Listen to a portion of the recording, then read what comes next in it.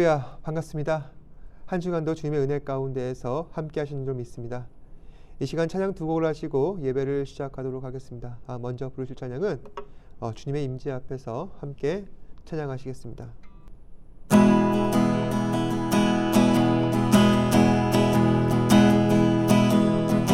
주님의 임재 앞에서 권능의 날개 아래서 그의 능하신 행동을 인하여 찬양해.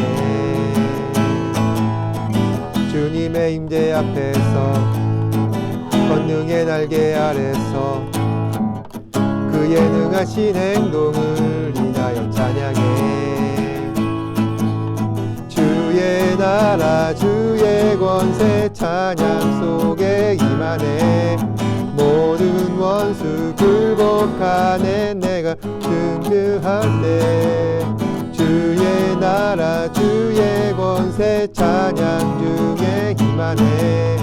모든 원수 굴복하네. 내가 춤을 출 때 다윗처럼 춤을 추면서 전심으로 주를 즐거워하라. 모든 만물들아 찬양하라. 영원히 영원히 다윗처럼 춤을 추면서 전심으로 주를 즐거워하라. 모든 만물들아 찬양하라. 영원히 영원히 주님의 임재 앞에서 권능의 날개 아래서 그의 능하신 행동을 인하여 찬양해. 주의 나라 주의 권세 찬양 중에 임하네. 모든 원수 굴복하네. 내가 춤을 출 때 주의 나라 주의 권세 찬양 중에 임하네. 모든 원수 굴복하네. 내가 춤을 출 때 다윗처럼 춤을 추면서 전심으로 주를 즐거워하라. 모든 만물들아 찬양하라. 영원히 영원히 다윗처럼 춤을 추면서 전심으로 주를 즐거워하라. 모든 만물들아 찬양하라. 영원히 영원히 다윗처럼 춤을 추면서 전심으로 주를 즐거워하라. 모든 만물들아 찬양하라. 영원히 영원히.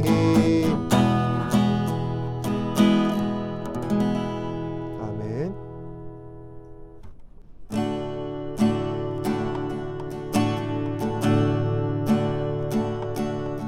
나 무엇과도 주님을 바꾸지 않으리. 다른 어떤 은혜 구하지 않으리. 오직 주님만이 내 삶의 도움이시니 주의 얼굴 보기 원합니다. 주님 사랑해요.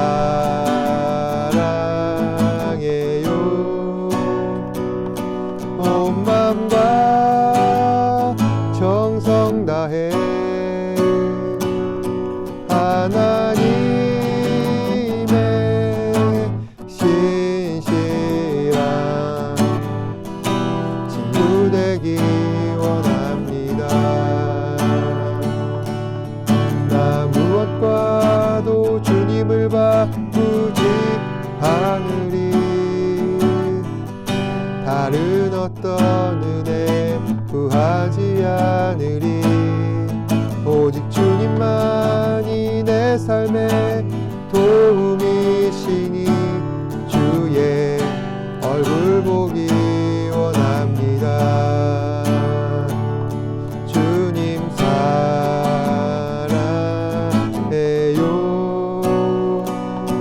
온 맘과 정성 다해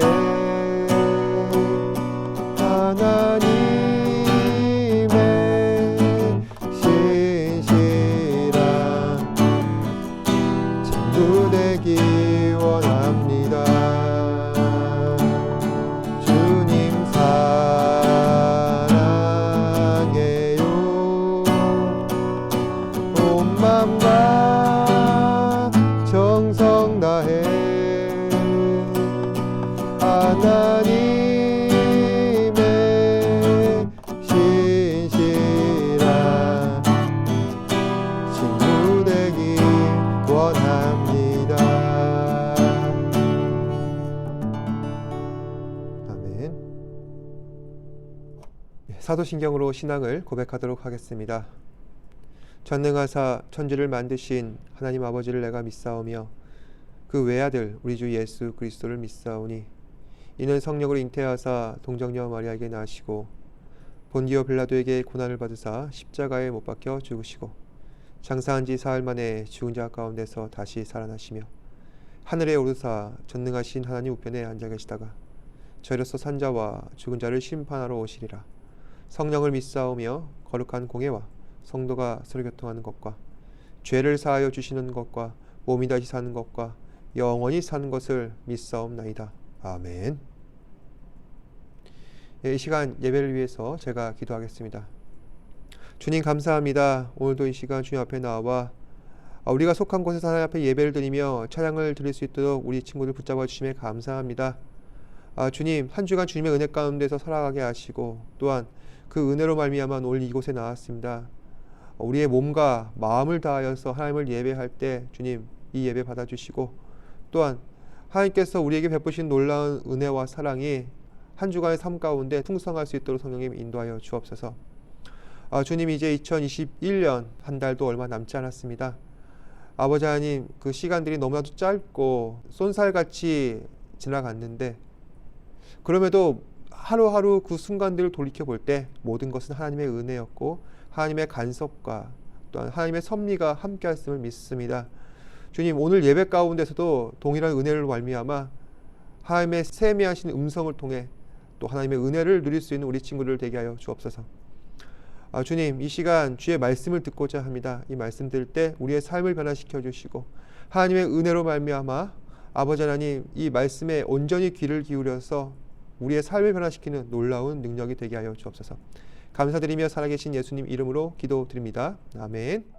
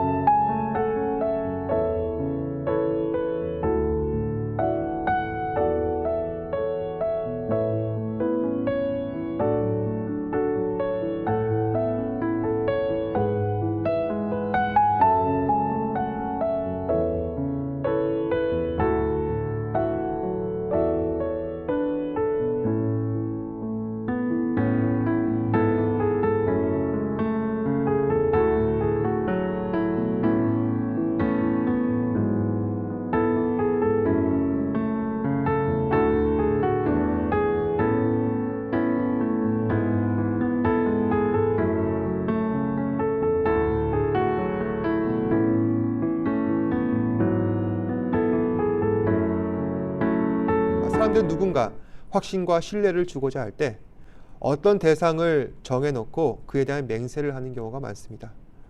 옛날 계급사회에서는 귀족들이 자신들이 뱉은 말이나 그리고 일에 대한 책임을 지고자 할 때 보통 가문의 명예를 걸고 그리고 그것을 맹세합니다. 그래서 만약 그 사람이 자신이 맹세한 바를 어기거나 행한 일에 책임조차 지지 않는다면 그 사람은 가문의 먹칠을 하게 되는 것이죠. 그러면 사람들은 가문의 명예를 지키고자 결투를 벌여 자신의 목숨으로 모든 일에 매듭을 짓습니다. 그만큼 사람들은 자신이 맹세한 바에 대한 책임을 자신의 목숨보다 더 소중히 여겼던 것입니다. 고대 그리스 신화를 보면은 이런 격언이 있습니다. 스틱스 강의 이름을 걸고 맹세한 약속은 신들이라 해도 결코 어겨서는 안 된다.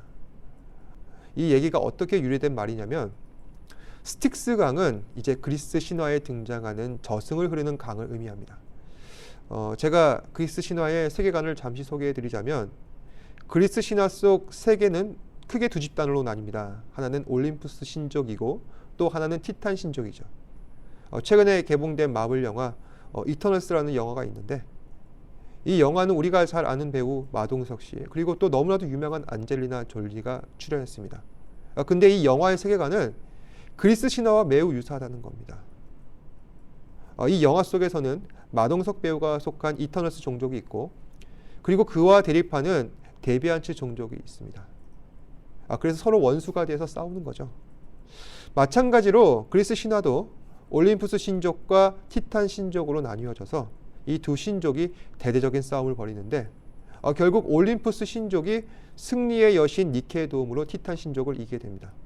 그리고 올림푸스 신족 가운데 하나인 제우스 신이 승리의 여신 니케에게 자신이 얻은 그 승리의 대가로 앞으로 누구든지 스틱스 강의 이름을 걸고 맹세한 약속에 대해서는 그 어떤 신들이라도 어겨서는 안 된다는 명령을 내립니다.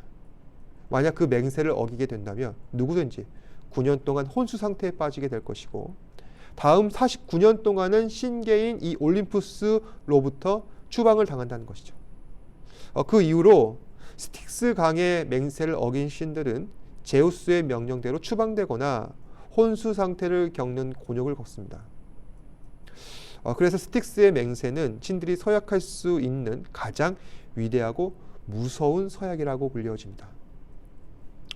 오늘날 우리는 이처럼 무언가를 맹세하고 어기는 일에 대해서 어떻게 반응을 합니까? 이것이 대수롭지가 않습니다. 그래서 사람들은 이것을 방지하기 위해 계약서를 작성합니다. 만약에 계약을 어길 시에 그에 합당한 대가를 치르도록 하고, 그것을 명시하여서 만약에 계약을 파기하지 않도록 일종의 안정장치를 걸어놓은 것이라 할 수 있습니다. 그래서 계약서는 자신이 한 맹세를 대수롭게 여기지 않는 사람들에게 강한 효력을 발휘하는 스틱스의 맹세인 것입니다. 그래서 옛날에는 사람들이 하나님의 이름으로 맹세해야 한다는 말을 입버릇처럼 달고 살았던 것 같습니다. 사람들이 생각하기에 하나님의 이름은 사람들에게 신뢰감을 주는 강한 효력의 스틱스인 것입니다. 하지만 생각해보면 내가 무언가 맹세하는 것과 하나님의 이름은 전혀 상관이 없다는 것입니다. 그럼에도 불구하고 사람들은 자신이 무슨 일을 당하게 되면은 자신의 청렴함을 증명하기 위해 하나님의 이름으로, 예수님의 이름으로 자신의 맹세에 대한 일종의 담보로서 하나님의 이름을 거론하고 있습니다. 여러분은 어떻습니까? 누군가에게 확신을 주기 위해서 하나님의 이름으로 맹세를 한 적은 없나요? 그래서 그 맹세를 어기거나 도리어 하나님의 이름에 부끄럽게 해간 적은 없습니까? 오늘 말씀을 보시면은 입다라는 사사가 등장합니다. 입다는 어렸을 적에 가정의 아픔이 있는 사사였습니다. 입다의 어머니는 입다 아버지의 정실 부인이 아니었습니다. 그래서 아버지로부터 아들로서 인정을 받지도 못하고, 그리고 입다는 가문을 잇지도 못했습니다. 그러니까 홍길동과 같은 사람이었습니다. 홍길동도 어머니가 정실 부인이 아니어서 아버지를 아버지라 부르지 못했었죠. 출생에 아픔이 있는 입다는 나중에 장성하여 성인이 되었고, 그리고 나중에 이스라엘을 대적하는 이방의 암몬 족속과 맞서 싸우는 군대 장관의 위치에 오르게 됩니다. 즉 하나님께서 택하신 이스라엘의 최고 지도자 사사가 된 것이죠. 그리고 이제 입다는 모압을 맞이하여서 하나님을 향해 기도를 올리고 있습니다. 그 기도의 내용은 오늘 함께 읽으신 30절에서 31절 말씀에 나타나고 있는데, 그럼 30절과 31절 말씀 함께 읽어보도록 하겠습니다. 시작.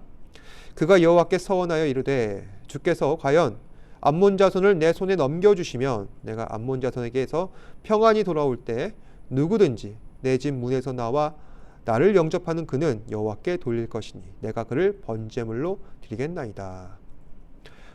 함께 읽으신 입다가 하나님께 올린 이 기도의 내용은 총 두 가지로 요약할 수가 있습니다. 우선 첫 번째, 지금 입다는 하나님께서 암몬 자손을 이기게 하시면 이라는 일종의 조건을 내걸고 있습니다.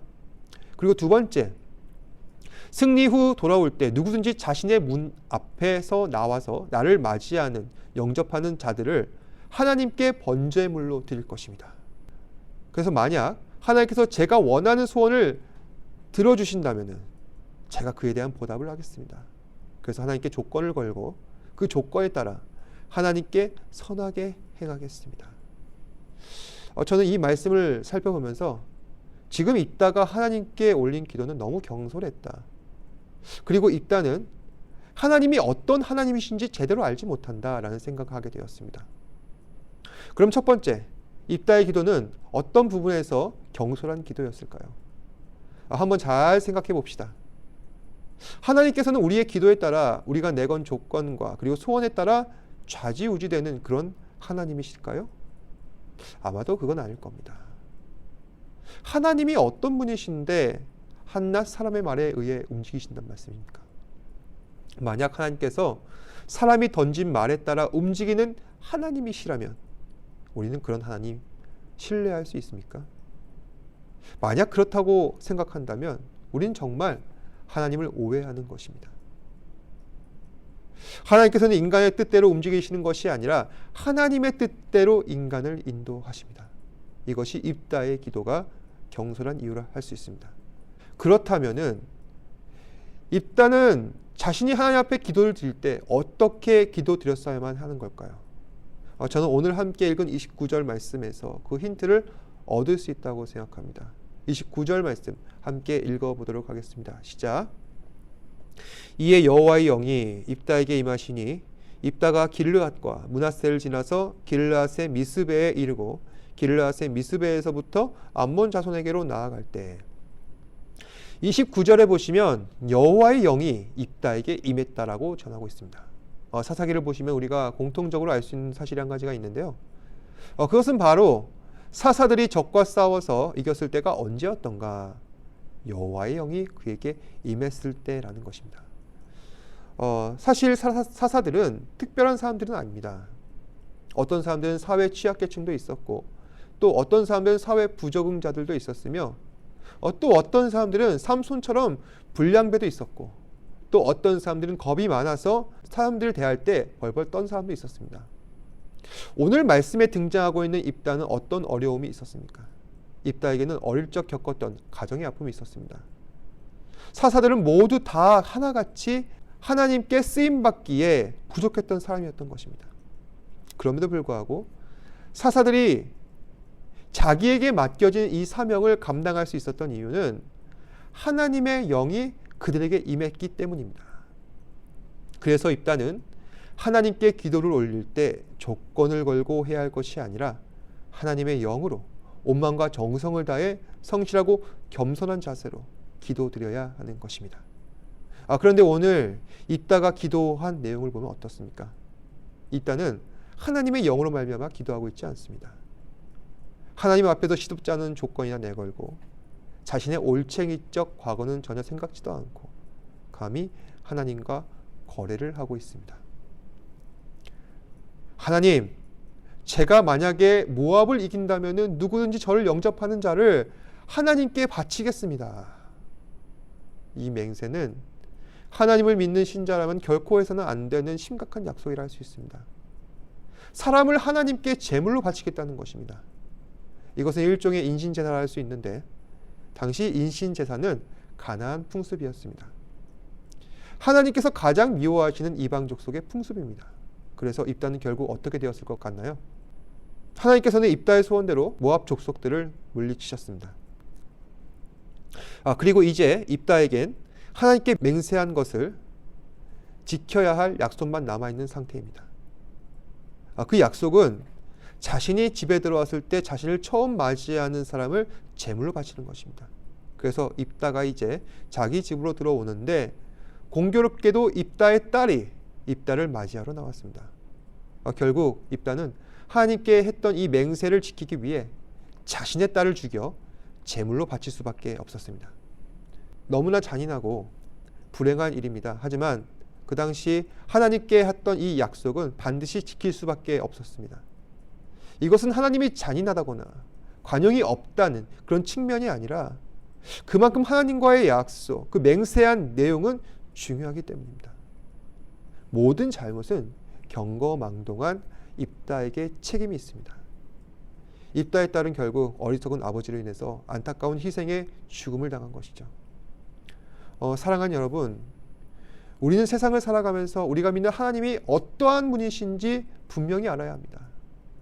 오늘 말씀에서 중요한 사실은 만약 우리가 하나님을 제대로 알지 못한다면 우리는 살아가면서 하나님에 대한 오해와 잘못을 쌓아갈 수도 있다는 것입니다.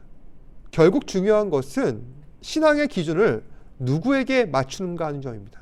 우리가 가진 신앙의 기준은 내가 아닌 하나님께 있습니다. 따라서 이것이 정말 하나님께서 원하시는 뜻인지 지혜롭게 분별하여서 올바른 믿음의 삶을 살아가는 것이 중요합니다. 이것이 오늘 말씀 속 입다가 우리에게 가르치고 있는 중요한 신앙의 원리입니다. 전도서 5장 2절 말씀은 우리에게 이렇게 가르칩니다. 너는 하나님 앞에서 함부로 입을 열지 말며 급한 마음으로 말을 내지 말라. 하나님은 하늘에 계시고 너는 땅에 있음이니라. 그런즉 마땅히 말을 적게 할 것이라. 전도서를 쓴 이 작가는 우리로 하여금 하나님 앞에서 함부로 입을 열지 말라, 급한 마음으로 말하지 말라 가르치고 있습니다. 정말 그런 것 같습니다. 우리는 살면서 얼마나 많은 말실수를 하고 삽니까? 사람에 대해서, 특히 하나님에 대해서 함부로 생각하고 함부로 말합니다. 우리가 정말 하나님에 대해서 바르게 안다면 함부로 입을 열지 않을 뿐더러 경솔한 행동도 하지 않을 것입니다. 우리가 경솔하게 군다면 그것은 결국 하나님의 영광을 가리는 것입니다. 그래서 하나님에 대해서 생각할 때 하나님은 입다가 했던 것처럼 인신제사를 기쁘게 받으시는 분이시구나, 이처럼 잘못된 오해를 할 수도 있는 것입니다. 이것은 하나님께서 그런 분이셔서 그런 것이 아니라 우리의 무지와 섣부른 판단 때문입니다. 따라서 우리는 날마다 하나님 말씀을 가까이 하며 하나님을 깊이 알아가는 그 일에 힘쓰는 것이 중요합니다. 이번 한 주 동안 하나님을 더 깊이 만나고 또 하나님을 더 알아가는 저와 여러분들 되시기를 간절히 소망합니다. 시편 기자는 이런 말씀을 전합니다. 너희는 여호와의 선하심을 맛보아 알지어다. 저는 정말 여러분들이 하나님을 가까이 하고 하나님의 말씀을 제대로 알아 여호와의 선하심과 인자하심을 깨달아 알아가는 참 신앙인이 되기를 바랍니다. 함께 기도하겠습니다. 주님 감사합니다. 오늘 말씀을 통하여서 사사 입다가 자신의 무지와 어리석음으로 인해 잘못된 말을 하다가 큰 희생을 겪고 또 그 잘못으로 인하여서 아버지 하나님 정말 사람의 연약함과 또한 사람의 무지함을 깨닫게 되었습니다. 우리의 삶도 입다와 다르지 않습니다. 하나님 앞에 함부로 말하고 또 하나님의 뜻을 오해할 때가 많다는 것입니다. 주님, 우리 사랑하는 친구들에게 은혜를 베풀어 주사 하나님보다 먼저 앞서가지 않게 하시고 기도하며 또 하나님께 그 뜻을 구하며 겸손과 정직으로 온전히 실천할 수 있는 우리 친구들 되게 하여 주시옵소서. 모든 것에 감사드리며 살아계신 예수님 이름으로 기도드립니다. 아멘. 주님 가르쳐 주신 기도로서 예배 마치도록 하겠습니다. 하늘에 계신 우리 아버지여, 이름이 거룩히 여김을 받으시오며 나라가 임하시오며 뜻이 하늘에서 이루어진 것 같이 땅에서도 이루어지이다. 오늘날 우리에게 일용할 양식을 주시옵고 우리가 우리에게 죄 지은 자를 사하여 준 것 같이 우리 죄를 사하여 주시옵고 우리를 시험에 들게 하지 마시옵고 다만 악에서 구하시옵소서. 나라와 권세와 영광이 아버지께 영원히 있사옵나이다. 아멘.